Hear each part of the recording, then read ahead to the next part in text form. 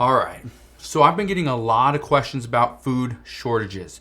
What are we seeing? How can we prepare? Prices are going up. We know this.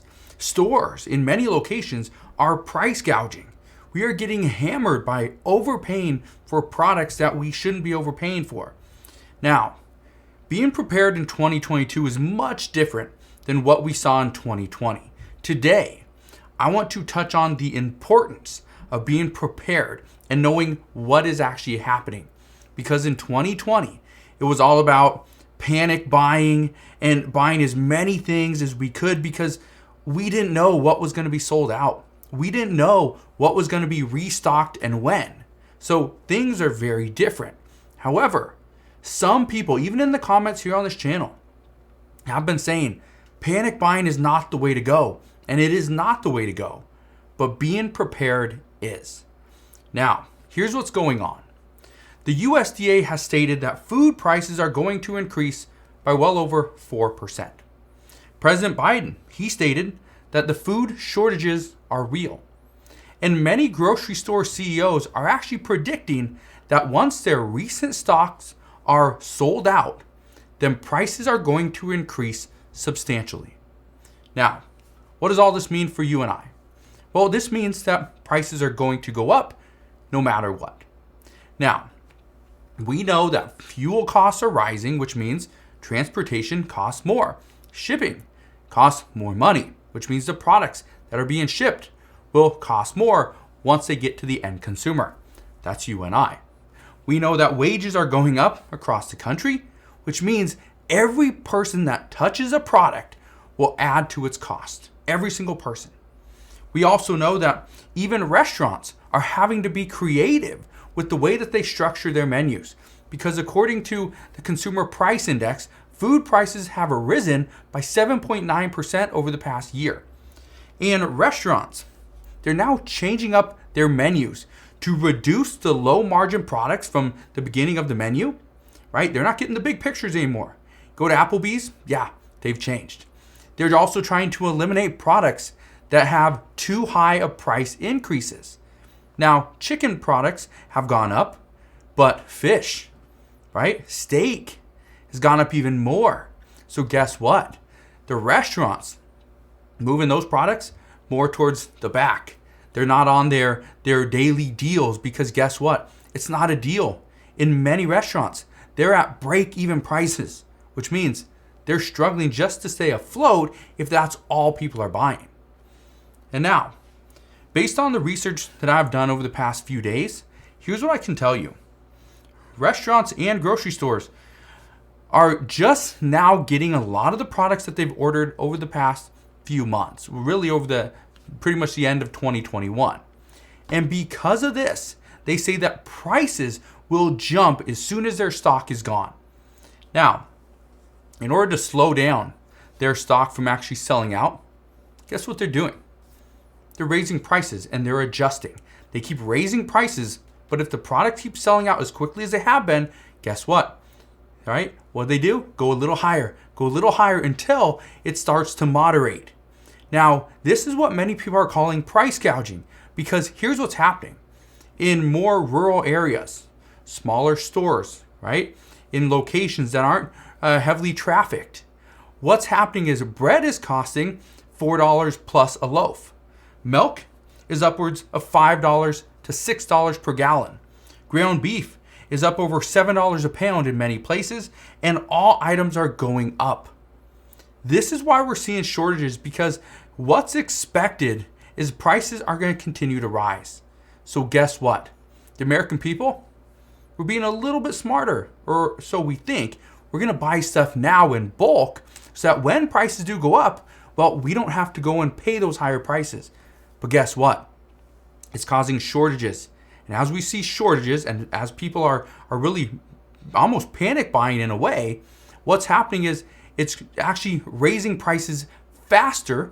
They're going to go even higher, all because we need to prolong and really hold off on buying a lot of these things. We need to slow down what we're buying. Because if we slow down what we're buying, we really minimize what we have, guess what? Prices will start to come back down. But here's what the USDA is expecting to happen this year regarding food prices. And some of these are shocking. Here's what I can tell you. Beef and veal is expected to go up 16.2%. Pork up 14%. Poultry up 12.5%. Fish and seafood up 10.4%. Eggs 11.4%. Dairy 5.2%. Fats and oils 11.7%. Fresh fruit 10.6%. Fresh vegetables 4.3%. Processed foods and vegetables 7.6%. Sugars and sweets 7%, and cereals and bakery products 7.8%. Yeah. And as of February 2022, food prices overall rose by 7.9%. This is actually the largest 12-month increase since 1981. That's a pretty big increase, and that's a pretty big time frame. Okay? That's a long span since we've seen food prices go up this much. Now, right now, we're coming to a time when prices can go one of two ways. If all of our issues, all of the problems went away, prices would go down.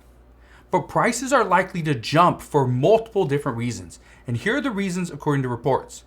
First, we got the war in Ukraine. This is a substantial cause and a real big problem as to why we're seeing so many price increases. We also have the Federal Reserve raising rates. This is big because the Federal Reserve has already stated they're going to be raising rates at least 0.25% every single meeting that they have. Well, we have 6 more just this year. Okay, 6 more just this year. They're expected to raise rates up to 1.9. Okay, 1.9%. But guess what? Some are expecting it's going to be even higher than that. We know COVID cases are still a problem. When people do contract COVID, they have to stay home, which means they can't work. And if we need that worker to deliver a product, pull it off a shelf or pull it out of the stock room and put it onto a shelf, guess what? It doesn't happen. We know inflation is still a problem. And obviously, our supply chain shortages are not getting any better when we have this list of all these different issues. But here's what you can do. According to experts, there's ways you can actually limit your exposure to higher prices. And here's what they say. Number 1, prepare your meals. Don't eat out. Don't go to McDonald's or Applebee's. Prepare your meals and be strategic as to how you do that. Number 2, buy store brand products. If you do not care if you have the fanciest pastas, then buy the store brand. If you don't care if you have the fanciest bread, buy the store brand, right? Save a little bit of money. They also say, number 3, use a cashback card, potentially a credit card. Get cash back, get air miles, get whatever you need, right? Because you can use that. You can use the cash back to go and buy some more stuff. The next thing is to buy wholesale if possible.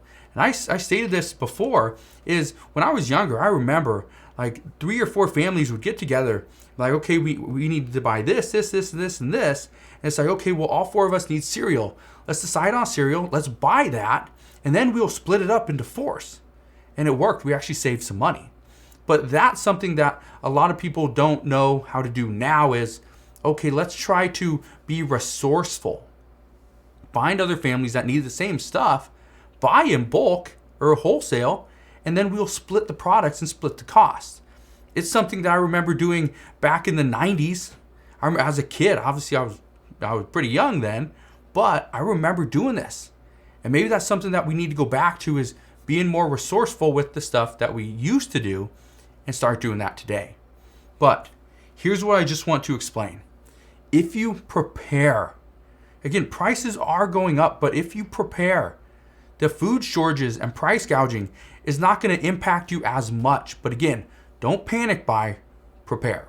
All right? So if you have any questions whatsoever, you can ask your questions down in the comment section below. If not, just want to thank you guys for watching. Consider subscribing, and I'll see you guys on the next one.